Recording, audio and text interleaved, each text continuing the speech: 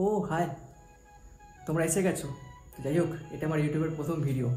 এই ভিডিওটা আমি কী করবো তার আগে আমি যে ভিডিওর আগে সব ক্যামেরা ফ্যামেরা সেট করি, জাস্ট সেট করার আগে আমি এখন জাস্ট একটা ব্লগ স্টাইলে আমি আমার ভিডিওর ব্যাকগ্রাউন্ড দেখে দিচ্ছি। এটা হচ্ছে এখন আমার ভিডিওর ব্যাকগ্রাউন্ড। এখানে আমার ট্রাইপড আছে, রিং লাইট আছে। এখানে এই অবস্থায় আমি এখন আমার ভিডিওর ব্যাকগ্রাউন্ডটা সেট করবো, মানে ট্রাইপডটা সেট করবো, তারপর রিং লাইটটা রাখার জায়গা করবো। রিং লাইট অবশ্য লাগবে না, লাইট তো আছে। তো আমি কে না কে, কী বৃত্তান্ত, কেন ভিডিওটা করছি তোমরা ভিডিওটা পুরো দেখলে বুঝতে পারবে। এর সাথে আমি আমার ট্রাইপড সেট করে নিয়েছি, রিং লাইটটা বের করলাম না কারণ রিং লাইটটা বহুত ছোটো। আর তার সাথে আমার ট্রাইপডের ক্যারেক্টার ঢিলা হয়ে গেছে, কারণ ট্রাইপডের একটা জিনিস ভেঙে গেছে, তাই ট্রাইপডটা ঢিলা হয়ে গেছে, এই যে ক্যারেক্টার ঢিলা। আর এখন এবার এখানে আমি এখন ক্যামেরা সেট করবো। আগে বলি আমার ব্যাকগ্রাউন্ডটা হেভি ক্লাসিক, তাই তোমরা একটু অ্যাডজাস্ট করে নিও। আরে না না, ভিডিওর মধ্যেই আছে। আসলে আমি চেক করে নিয়েছিলাম যে বাইরে কেউ আছে কিনা, মানে আমি একটু খুব লজ্জা পাই মানুষের সামনে ভিডিও করতে। তো যাই হোক, যারা যারা আমাকে ইউটিউব থেকে দেখছো, আমার ইউটিউবের প্রথম ভিডিও এটা, তারা পারলে সাবস্ক্রাইব করতে পারো যদি ইচ্ছা হয়। যারা ফেসবুক থেকে দেখছো তারা পারলে একটু ফলো করে দিও। প্রথমত হচ্ছে আমি কে, তার আগে প্রথমে বলি তোমাদেরকে অনেক অনেক অনেক হিউজ হিউজ হিউজ পরিমাণে ধন্যবাদ আমার ইনস্টাগ্রামে 40,000 পরিবার কমপ্লিট করে দেওয়ার জন্য, যেটা স্ক্রিনশট তোমরা স্ক্রিনেই দেখতে পাচ্ছ। দ্বিতীয় কথা হচ্ছে আমার পরিচয় কি, যারা যারা জানো না, আমি একজন কন্টেন্ট ক্রিয়েটার, তার সাথে আমি একজন ল স্টুডেন্ট, তার সাথে আমি একজন part time food delivery boy. অনেকেই ফুড ডেলিভারি বয়টাকে ছোট চোখে দেখতেই পারে, কিন্তু আমরা ভাই মধ্যবিত্ত বাড়ির ছেলে, তো আমরা টুকটাক কাজ করি। এরকমভাবে কথা আমি বলি না, কথা বলছি কারণ আমি খুব ফাস্ট কথা বলি, যদি ফাস্ট হয়ে যায় তাই। তো আমি কন্টেন্ট ক্রিয়েটার কবে থেকে ভিডিও করছি, অ্যান্ড ভিডিও যারা যারা ইনস্টাগ্রাম থেকে দেখছে তাদের প্রশ্ন হচ্ছে এটাই, আমি ভিডিও করার আইডিয়া কবে থেকে পেলাম আর কবে থেকে ভিডিও করছি। এবার ভিডিও করার আইডিয়া পেয়েছি হচ্ছে 2017 থেকে। আমার সাথে একটা মিরাক্কেল কেস হয় সবসময়। ভিডিওর প্রথমে বলি আমার সাথে এখন অনেক মিরাক্কেল কেস বলবো। তো 2017 এই সায়ন দেবনাথ, যার স্ক্রিনশট তোমরা দেখতে পাচ্ছ, এরকম নিব্বা ছিল, সে এখনও নিব্বা প্রো ম্যাক্স, তখন নিব্বা কম ছিল, এখন নিব্বা বেশি। সে ক্যামেরার সামনে আসতে ভয় পেত, সে হাসতে ভয় পেত ক্যামেরার সামনে, জাস্ট ফটো তুললে।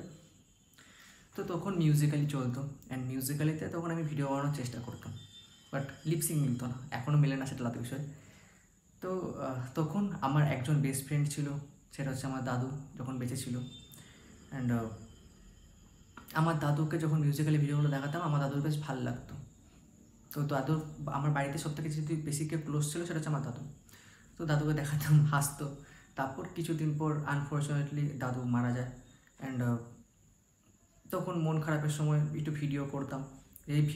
তখন যেই ভিডিও করলাম, প্রথম ভিডিও দেখি লিপসিং মিলে গেল, মিরাক্কেল, ওটা আমার হয়তো দাদুর আশীর্বাদ। ওইখান থেকে ভিডিও করতাম, টিকটক করতাম, ওই যে মুজরা, তোমাদের ভাষায় মুজরা করতাম। তারপর সময় চলতে থাকে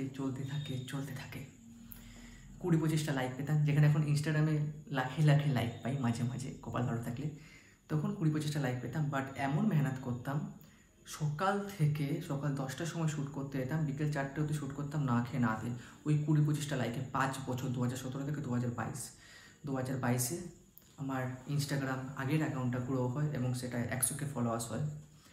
একটা হিউজ অ্যামাউন্ট অফ লোক আমাকে দেখে, অ্যান্ড 16 ছিল। এটাই হয় আনস্ক্রিপ্টেড ভিডিও করলে, যাই হোক। তো একটা হিউজ অ্যামাউন্ট লোক আমায় দেখে।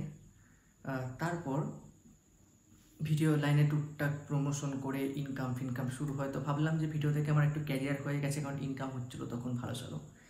বাট কথায় আছে না, যে কুত্তার পেটে ঘি যেমন সহ্য হয় না, তেমনি আমার জীবনে ভালো কিছু ভগবানের সহ্য হয় না। ভগবান অবশ্য আমার জীবনে অনেক কিছুই দিয়েছে, তাও একটু, ভগবান তো নিজের না, তো ভালো বললে আমিও বলবো, খারাপ বললে আমিও বলবো, সবারই তো ভগবান না। যাই হোক, আপনি শোলা, যাই হোক। তারপর ইনকাম আসা একসময় বন্ধ হয়ে যায়। তো এর মাঝখানে ভিডিওর জন্য অনেক কিছু স্যাক্রিফাইস করা হয়।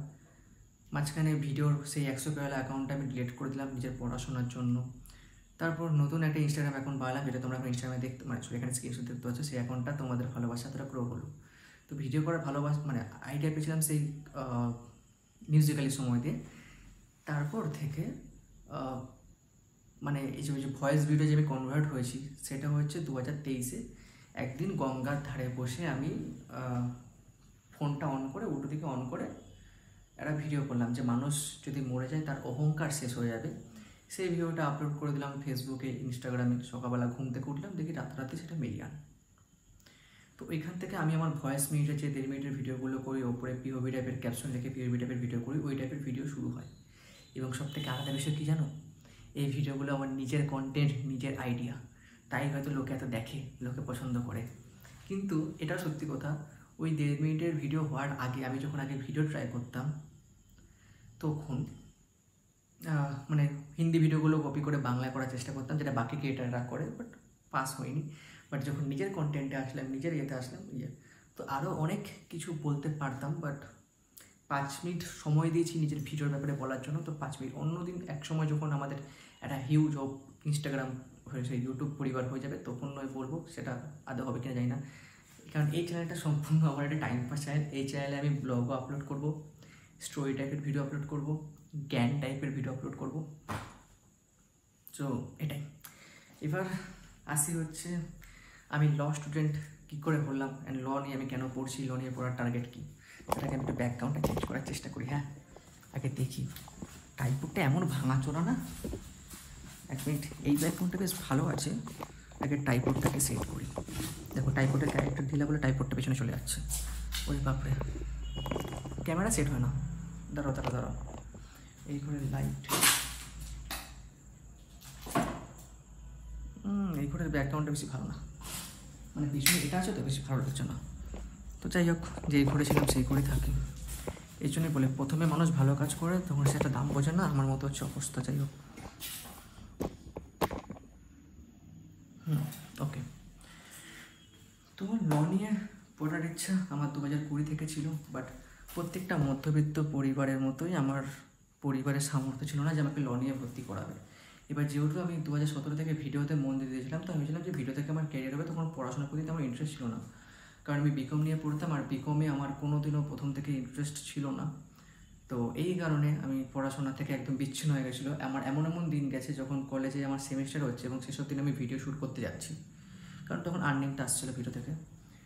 তারপর 2024 আসার আগে অনেক কিছু হয়ে যায় লাইফে, অনেক কিছু চেঞ্জেস চলে আসে, ইনকাম বন্ধ হয়ে যায় এবং আমি সুইগি জোম্যাটোতে ঢুকে যাই।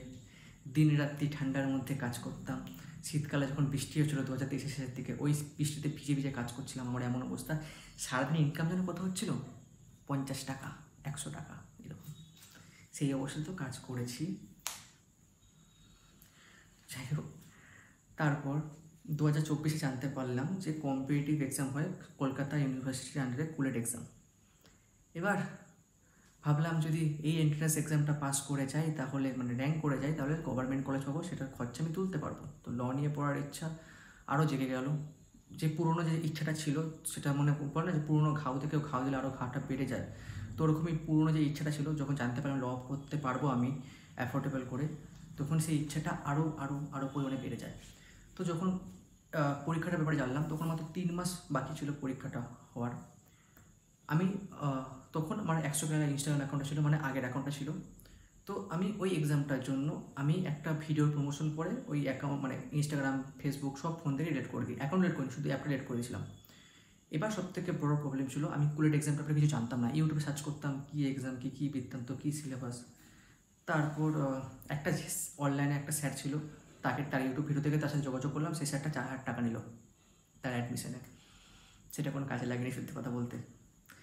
তারপর আমাকে একজন ফেসবুক থেকে আমার একজন বান্ধবী একজন বললো যে আমি এখন যে স্যারের কাছে পড়ি, কাজী মঈনুদ্দিন, সেই স্যারের কথা। প্রথম দিন গেলাম অফলাইন কোচিংয়ে। প্রথম ভয় গেছিলাম, কারণ আমি জানি না যে কীরকম টাইপের পড়ানো হয়। তখন খুব গেলাম, তখন দেখলাম প্রথম দিনই আমাদের স্যার মক টেস্ট নিচ্ছিল। তো স্যার মার্কশিট দিয়েছিল, যতদূর মনে আছে। তো আমি মার্কশিট ফিল আপ করতে পারতাম না তখন। তো নিজে থেকে ট্রাই করলাম, বাট নিজে থেকে টুকটাক ঠিকঠাক করে নিয়েছিলাম। যাই হোক, তারপর আস্তে আস্তে স্যারের কোচিংয়ে জয়েন হলাম। তো স্যারের কোচিং হচ্ছে শিয়ালদা, আমার বাড়ি হচ্ছে কাঁচরাপাড়া। শিয়ালদায় ম্যাক্সিমাম যখন যেতাম, আমাকে প্রায় 2-3 ঘন্টা আগের থেকে বেরোতে হতো, কারণ টাইমে পৌঁছানোর ব্যাপারটা। টেনের টাইম তো বলা যায় না। আস্তে আস্তে 2-3 মাস এরকম স্যারের কাছে যেতাম, যখনই স্যার অফলাইন পড়তো তখনই যেতাম, মিস করতাম না। যেরকমই হোক, ট্রেনে গড়বড় হতো, এই হতো ওই হতো, বৃষ্টি হতো, আমি যেতাম। আর সব থেকে বড় কথা, স্যার যদি ভালো হয় না, স্টুডেন্টরা দূর থেকে অনেক দূর, আমার থেকে দূর থেকে যায়। তো আমার স্যার, আমি বেস্ট স্যার পেয়েছি, আমি এটাই বলবো। তো আমি এই জন্য দূর থেকে যেতাম, কারণ স্যারের পড়া আমার ভালো লাগতো। অনলাইনেও স্যার ভালো পড়ায়, অফলাইনেও ভালো পড়ায়। এবার আমার সমস্যা কি, আমার তো মাইগ্রেনের সমস্যা আছে। এবার যারা যারা মাইগ্রেনের সমস্যা আছে তারা জানে যে তাদের রোদে বেরোলে বা বৃষ্টি হলে বা বেশিক্ষণ ফোন ঘাটলে, ঠান্ডার মধ্যে থাকলে অনেক মাথা ব্যথা হয়। তো আমার না, যদি ফোনের ওপরে অনেকক্ষণ ফোকাস দিয়ে রাখি তো মাথায় একটু চাপ পড়ে। তো এই কারণে আমার একটু অফলাইন ক্লাসটা আমি কমফোর্টেবল থাকতাম। অনলাইনে কিন্তু সেম ভালো বোঝায়। তো আর সব থেকে বড়ো কথা, পজিটিভ ব্যাপার হচ্ছে, যেই আমি মানে কুলেট এক্সামে যে প্রিপারেশনটা নিয়েছিলাম, যেটার জন্য বাকি স্যাররা 2 থেকে 3,000 টাকা পার মান্থ নেয়, আমাদের স্যার ওটা একদম ফ্রিতে পড়ায়, একদম ফ্রি। কোনো স্বার্থ নেই, কোনো কিছু নেই। মানে এখনকার দিনে ভালো মানুষ যদি দেখতে চাও, তুমি আমাদের স্যারকে দেখতে পারো, না তোমরা আমাদের স্যারকে দেখতে পারো। তারপর এন্ট্রান্স এক্সামটার সময় আমার একটু প্রবলেম হলো, আমি পড়াশোনা করতেই পারতাম না, বাট চেষ্টা ছিল আমার মধ্যে। তো যখন পরীক্ষা দিলাম, পরীক্ষা দিতে বিশাল বৃষ্টি হলো। যখন পরীক্ষা দেওয়া হয়ে গেল, রেজাল্ট আসলো 10 দিন পর বোধহয় রেজাল্টে ছিল, 18 তারিখে বোধহয় পরীক্ষা ছিল, আর বোধহয় 28 তারিখে বোধহয় রেজাল্ট ছিল, এরকমই বোধহয় ছিল, 18 আগস্ট এরকম ছিল। তো দেখলাম যে আমার র্যাঙ্ক হয়নি গভর্নমেন্ট কলেজে। আমার তো মন খারাপ, পুরো মনের মধ্যে শূন্য বিচ্ছুন্ন সব হয়ে গেছে, পুরো অন্ধকার দেখছি। তো মনে হচ্ছে বৃষ্টি হচ্ছে, যাই হোক। তো তারপর হাল ছেড়ে দিলাম। হাল ছেড়ে দিলাম বলতে, এই বছর হবে না, মানে 2024 হবে না, ওটা হাল ছেড়ে দিলাম। তো আমি টার্গেট নিলাম যে মানে সুইগি জোম্যাটোতে কাজ করব, টাকা জমাবো, টাকা জমিয়ে পরের বছর আবার এন্ট্রান্স এক্সাম দেবো। যদি সরকারি কলেজ নাও পাই, প্রাইভেট কলেজে আমি সেই ফিস দিয়ে ভর্তি হব। এবার আস্তে আস্তে আমি আবার সোশ্যাল মিডিয়ায় নতুন অ্যাকাউন্ট বানালাম, নতুন ফেসবুক অ্যাকাউন্ট, মানে আগের 100K অ্যাকাউন্ট ডিলিট করে দিয়ে, 35,000 ফলোয়ার্স ফেসবুক অ্যাকাউন্ট ডিলিট করে দিয়ে নতুন করে নতুন ফ্রেশ অ্যাকাউন্ট বানালাম। তার সাথে নতুন একটা ইউটিউব চ্যানেল বানালাম। ইউটিউব চ্যানেল বানিয়ে আমি ইউটিউবে ভিডিওতে বললাম যে আমি কী কাটিয়েছি। তখন ওই ভিডিওটা না একটু ইমোশনাল ছিল, এটা আমি ক্যাজুয়াল করছি, ওটা ইমোশনাল ছিল ওই ভিডিওটা। তো সেই ভিডিওটা আমাদের স্যার দেখলো, কমেন্ট করলো যে আমি তোর পাশে আছি। খুব ভালো লাগলো যে স্যারের ভাই ব্যস্ত টাইম, উনি নিজেও লাইফে সাকসেসফুল, প্লাস উনি আরও অনেক কোচিং করার, আরও অনেক কিছু করে। তো স্যার ভিডিওটা দেখেছে। তো আমার যে বিশাল বড় ব্যাপার ছিল যে স্যার দেখেছে, আমি না আমাদের যারা কোচিংয়ের স্টুডেন্ট ছিল আমি ওদেরকে পাঠিয়েছি, এই দেখ স্যার কমেন্ট করেছে যাই হোক। একদিন পর স্যার আমাকে ফোন করে যে সায়ন, তুই তোর অনেক বছর নষ্ট করেছিস, আর নষ্ট করতে হবে না, আমি তো দাদার মতো হই, তোর যে অ্যাডমিশন ফিসটা আমি দিয়ে দিচ্ছি, এবার মন দিয়ে পড়াশোনা কর।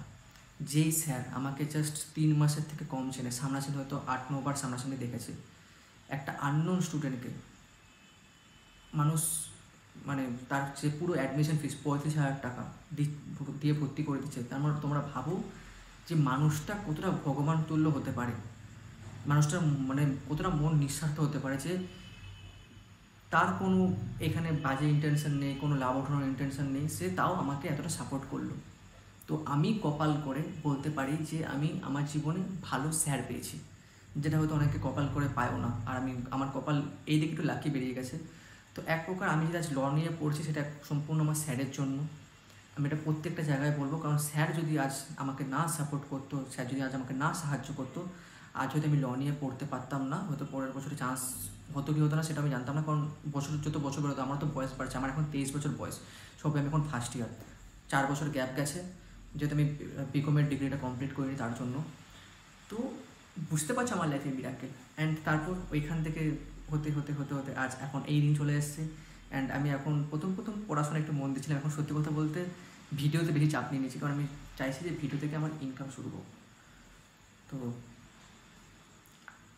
ওটাই ভাবছি যে ভিডিও থেকে ইনকাম শুরু হোক, তার জন্য ভিডিও এখন ফোকাস করছি, পড়াশোনা একটু কমজোর হয়ে গেছি।